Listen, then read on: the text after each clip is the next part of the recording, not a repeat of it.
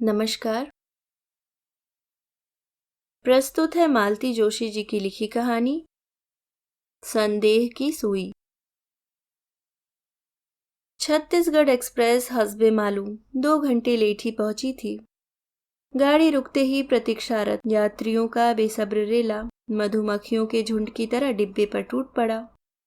अपना बैग, अपनी शॉल और अपनी अटैची को मजबूती से थामे हुए मैं बड़ी मुश्किल से डिब्बे से उतरी और किसी तरह रास्ता बनाते हुए एक किनारे खड़ी हो गई।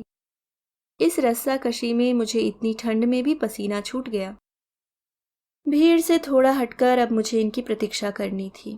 इनकी सख्त हिदायत रहती है कि गाड़ी से उतरकर थोड़ी देर प्रतीक्षा किया करो। कम से कम उस गाड़ी के जाने तक प्लेटफॉर्म पर ही खड़ी रहा करो। भीड़ छटने के बाद ढूंढने वाले को सुविधा हो जाती है।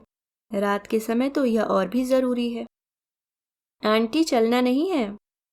भीड़ से छनकर बाहर आए मेरे सहयात्री ने पूछा। तुम्हारे अंकल की प्रतीक्षा कर रही हूं। तो फिर मैं चलूं? उसने सौजन्य दर्शाया और गेट की ओर बढ़ती भीड़ में शामिल हो गया। स्नेह और ममता में पगी मैं देर तक उसको, उसकी पगड़ी को देखती रही। इस सरदार छोकरे ने रास्ते भर मेरी बड़ी मदद की। 2 बार चाय लाकर दी, एक बार मेरी वाटर बॉटल भी भर कर ला दी। मेरा तो उतनी भीड़ में धंसने का हौसला भी न था। लाख सर्दी हो पर दिन के सफर में पानी की जरूरत तो पड़ती है। खासकर जब गाड़ी में भोजन करना पड़े तो पानी लगता ही है। इसलिए मुझे रात का सफर अच्छा लगता है, कोई झंझट नहीं। रात को तान कर सो जाओ और सुबह अपने ठिकाने पर उतर जाओ। पर इस बार किसी ने रात को आने ही नहीं दिया। सबने कहा माहौल खराब है। भैया साथ होते तब भी एक बात थी, लेकिन क्या फायदा हुआ। पहुंचते पहुंचते रात तो हो ही गई। वो क्या कहावत है ना, जहां चोरों का डर वहीं अंधेरा। छत्तीसगढ़ चली गई। फिर किसी और गाड़ी का आने का संकेत भी हो गया। पंजाब मेल थी या फिर एपी। इस समय तो ढेर गाड़ियां आती हैं। लोग आते ही चले जा रहे थे। लगता था जैसे सारा भोपाल खाली हो जाएगा। खड़े खड़े मेरे पैर दुखाए थे, पर कहीं किसी बेंच पर जगह नहीं थी। सब ठसाठस भरी हुई थी। मैं 50 बार प्लेटफॉर्म के दोनों सिरों तक नजर दौड़ा चुकी थी, पर इनका कहीं अता पता न था। इतनी कोफ्त हो रही थी। रिजर्वेशन हो जाने के बाद एक बार फोन किया था, फिर कल रात को भी याद दिलाया था। इसके बाद भी कोई भूल जाए तो गुस्सा तो आएगा ही।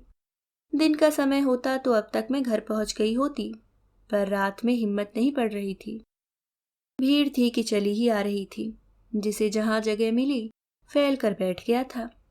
बेंचें तो गिनती की हैं, सबको कैसे नसीब होंगी। मेरा भी मन हुआ कि अटैची बिछाकर बैठ जाऊं। विज्ञापन में तो दिखाते हैं कि हाथी भी खड़ा हो जाए तो अटैची का कुछ नहीं बिगड़ता। फिर मैं तो बैठ ही सकती हूँ। कम से कम घूरने वाली नजरों से तो निजात मिलेगी। वहां घूरने की फुर्सत किसे थी। मैं खुद ही बेवजह का शक कर रही थी। नमस्कार भाभी जी। भीड़ में एक परिचित स्वर उभरा तो बड़ी राहत मिली। राघवन साहब थे। किधर से आ रही हैं? जी, दिल्ली से आ रही हूँ। आप? हम बेबी को रिसीव करने को आया। केके से आता है। पर केके तो रात को 1 बजे आती है। हाँ, पर बाद में सिटी में तो कर्फ्यू है ना। बेबी को रिसीव करके रात में इधर ही सोएगा, मॉर्निंग में घर जाएगा। बाप रे, मुझे तो याद ही नहीं रहा। शहर में 10 बजे के बाद कर्फ्यू है। तभी तो लोग बेचारे अभी से आकर प्लेटफॉर्म पर डेरा डाले हुए हैं। तभी तो इतनी भीड़ के बावजूद गहमा गहमी नहीं है। एक सहमा सहमा सा शोर है। मैं दरअसल इनकी राह देख रही थी। नहीं, यू बेटर गो। साहब आएंगे तो मैं बता देंगे। थैंक यू, मैंने कहा और फौरन एक कूली को बुलाकर सामान पकड़वाया और बाहर निकल आई। बाहर तो घमासान मचा हुआ था। सवारियों के मुकाबले में रिक्शे कम थे। हर कोई हर कहीं जाना भी नहीं चाहता था। पुलिस भी थी, पर कुल मिलाकर हंगामा हो रहा था। आंटी, अंकल नहीं आए क्या? मेरा वही सहयात्री सरदार मुझे फिर दिखाई दे गया। बेचारे को अब तक सवारी नहीं मिल पाई थी। हाँ भैया, वो तो नहीं आए, पर ज़्यादा वेट भी तो नहीं कर सकती ना। 10 बजे से कर्फ्यू जो है। आपने बिल्कुल ठीक किया। आप कहाँ शास्त्री नगर जाएंगी ना? हाँ, हम लोग टैक्सी शेयर कर लें, मैं आगे नेहरू नगर चला जाऊंगा। टैक्सी शेयर करना मुझे कभी अच्छा नहीं लगा। मुझे वह कंजूसी का द्योतक लगता है। पर इस समय सवाल पैसे का नहीं था, सुविधा और साथ का था। मैंने हाँ कर दी। एक बार हाँ कर देने के बाद फिर मुझे कुछ नहीं करना पड़ा। पुली से हील हुज्जत उसी ने की, रिक्शे वाले से भावता उसी ने किया, मेरा सामान रिक्शे में उसी ने जमाया। बस उसका ओके सिग्नल पाते ही जाकर बैठने भर का काम मेरा था। लगता है आज आपका और मेरा साथ पक्का लिखा था, मैंने हंसते हुए कहा। हाँ आंटी, संजोग इसी को कहते हैं, बैठते हुए उसने कहा और रिक्शा चल पड़ा। ट्रेन में हम लोग छिटपुट बातें करते हुए आए थे। वही छोटा हुआ क्रम फिर से चालू हो गया। इस बार महज औपचारिकता नहीं थी, आत्मीयता भी थी। मैं उसके घर परिवार, पढ़ाई लिखाई आदि के बारे में काफी कुछ जान गई थी। अपने बच्चों के बारे में भी मैंने बिना पूछे सब कुछ बता दिया था।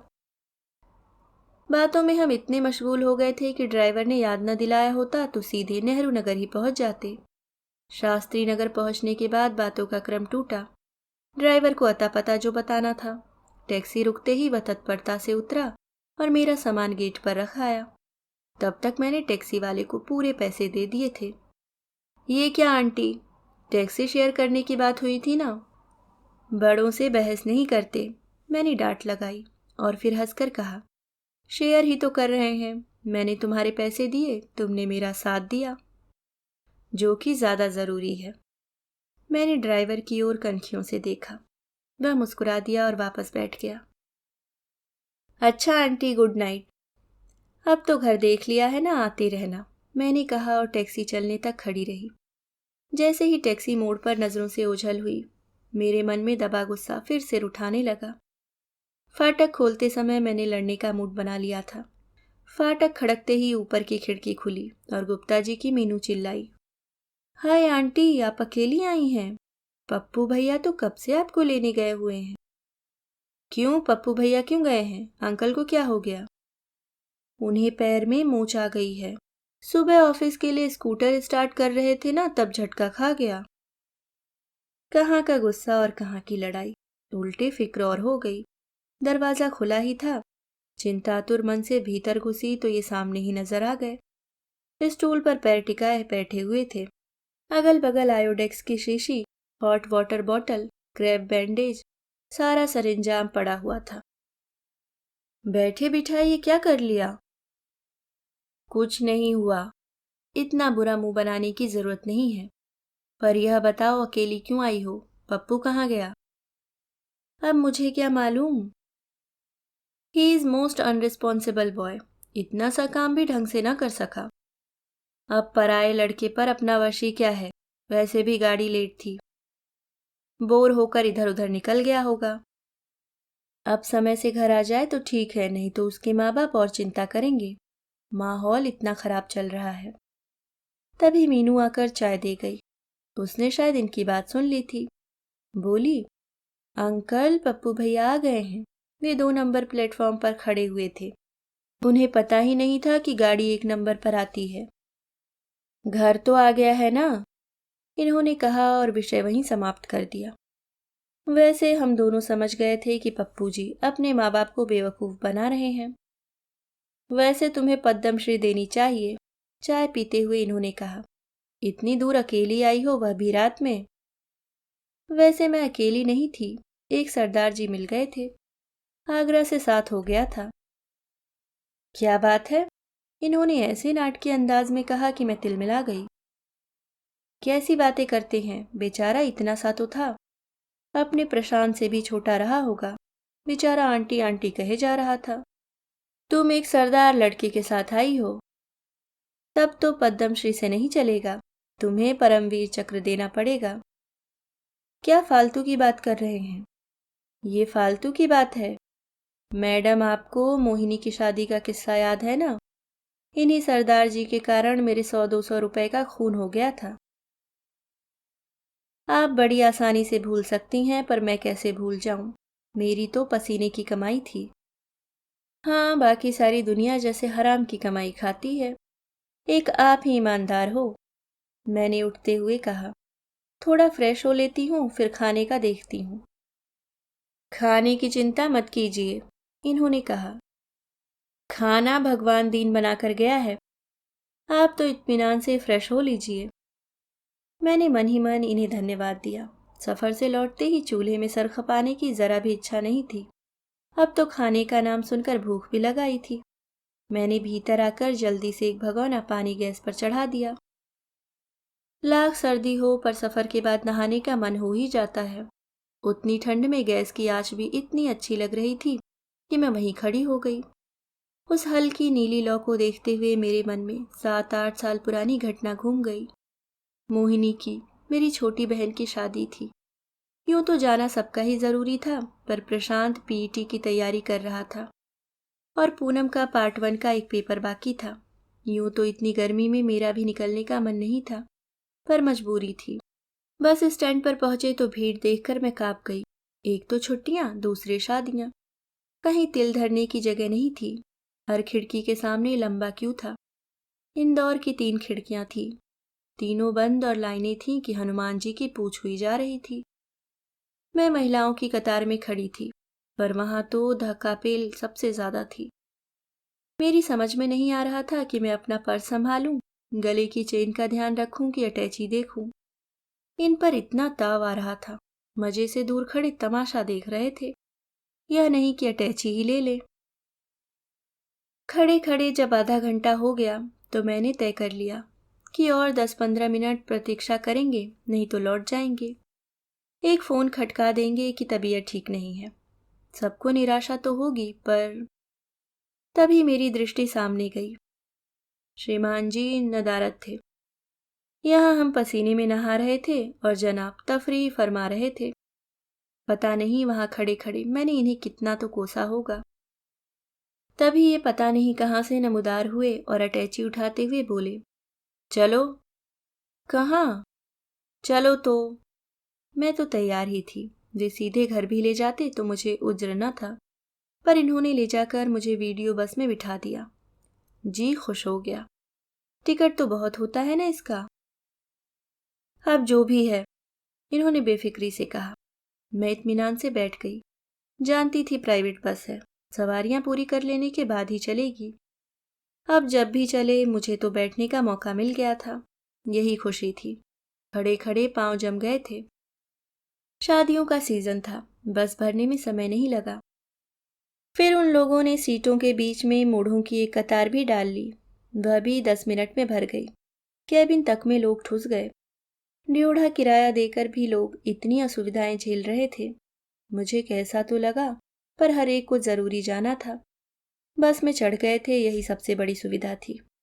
नाके तक पहुंचते पहुंचते लोगों ने फिल्म के लिए शोर मचाना प्रारंभ कर दिया।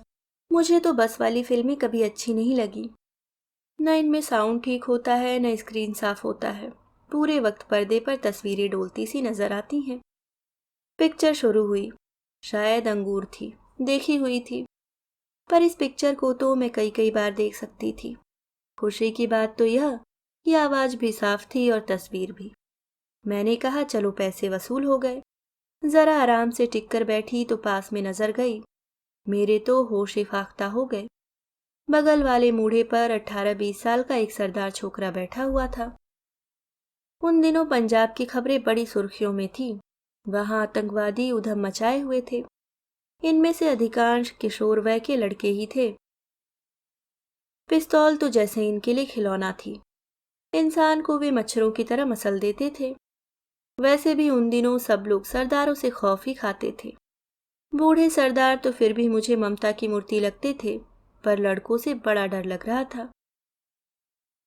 उधर देवेन वर्मा और संजीव कुमार सबको अपनी अदाकारी से गुदगुदा रहे थे। इधर मेरा कलेजा मुंह को आ रहा था। पूरे वक्त मेरी आंखें मेरे सहयात्री पर ही लगी हुई थी। उसकी पतलून की फूली हुई जेब में मुझे पिस्तौल नजर आ रही थी। क्या पता उसके पैरों के पास रखे बैग में बम ही हो। इन लोगों का एक आत्मघाती दस्ता भी तो होता है। अगर यह उन्हीं में से हुआ तो किसी भी क्षण बस को उड़ा देगा। वह तो सर पर कफन बांधकर बस में बैठा है, बस के साथ खुद भी फूंक जाएगा तो उसे परवाह नहीं है। पर अपना क्या होगा? ये इतने सारे लोग पता नहीं किस किस काम से यात्रा पर निकले हैं। वे तो अपने गंतव्य तक कभी पहुंच ही ना पाएंगे। बस के अभी पर खच्चे उड़ जाएंगे और सड़क पर अधजली लाशों का ढेर लग जाएगा।